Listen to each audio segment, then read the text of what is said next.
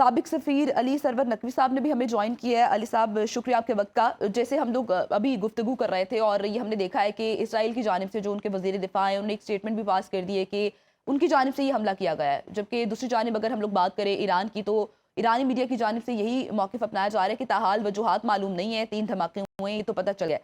اب آپ کس طرح سے دیکھ رہے ہیں کہ ظاہر سی بات ہے ایکشن کا ری ایکشن ہوتا ہے، ایران کی جانب سے بھی تو اب کوئی ری ایکشن جائے گا، اوورآل آپ کس طرح سے دیکھ رہے ہیں ساری صورتحال کو؟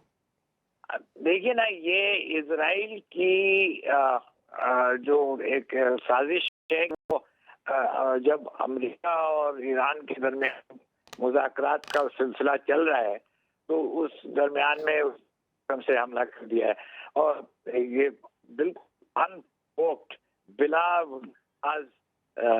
ہے ایک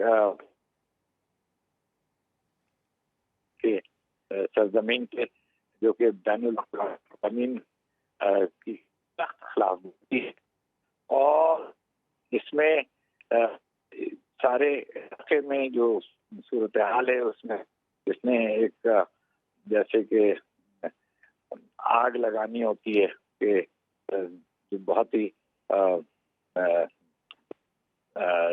ڈسٹربڈ کنڈیشنز ہیں اس نے ایک پھر سے ان پرووکڈ اٹیک کیا۔ جی تو یہ سخت مذمت کا حال ہے۔ دوسرے یہ کہ علاقائی ممالک ہیں، ان کو اسرائیل کو وارننگ دینی چاہیے کہ وہ اگر حرکت کرے گا تو وہ سب اس کے خلاف ایکشن لیں گے، اور بین الاقوامی سطح پہ سلامتی کونسل کی فوراً میٹنگ ہونی چاہیے اور اس اٹیک کی مذمت ہونی چاہیے۔ اب ایران جو ہے اس کو حق ہے کہ وہ اسرائیل پہ حملہ کرے اور اسرائیل کو میزائلز، اپنے بیلسٹک میزائلز چلائے اور اس حملے کا جواب دے، منہ توڑ جواب دے۔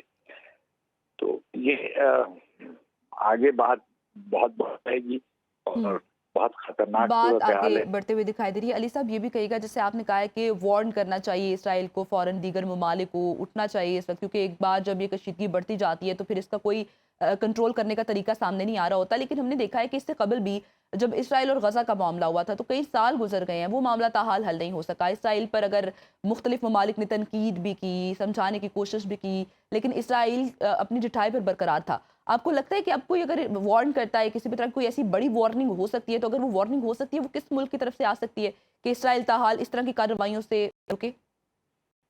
میرا خیال ہے یہ وارننگ سلامتی کونسل چاہیے، بین الاقوامی آنی چاہیے۔